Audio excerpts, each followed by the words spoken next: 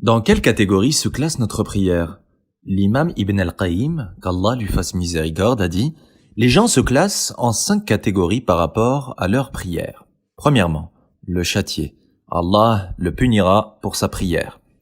Deuxièmement, le juger. Allah lui demandera des comptes pour sa prière.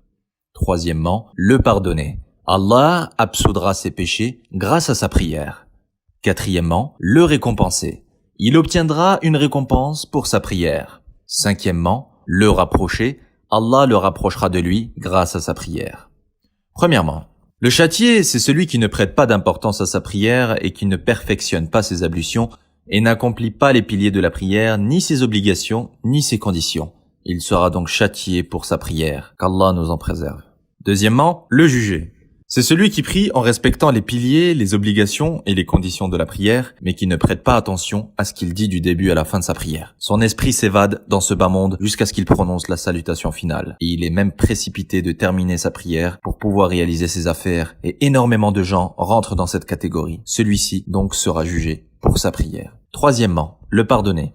C'est celui qui complète les piliers, les obligations et conditions de la prière, mais qui combat son âme et son diable du début à la fin de sa prière, car il ne veut pas que son cœur soit distrait de cette prière. Il est donc en combat contre son âme afin de perfectionner sa prière. Celui-ci, Allah lui pardonnera et absoudra ses péchés. Qu'Allah nous permette d'être dans cette catégorie au moins. Quatrièmement, le récompenser. C'est celui qui pratique les piliers, obligations et conditions de la prière ainsi que ses actes recommandés, les sunan, et qui prie avec recueillement et concentration. Celui-ci, Allah, puissant et majestueux soit-il, le récompensera pour sa prière. Cinquièmement, le rapprocher, le plus haut degré. C'est celui qui vient avec les piliers, les obligations, les conditions et les actes recommandés tout en étant recueilli et concentré dans sa prière. Mais en plus de cela, il se rappelle qu'il est en relation avec Allah et qu'Allah est dans sa qibla, en face de lui.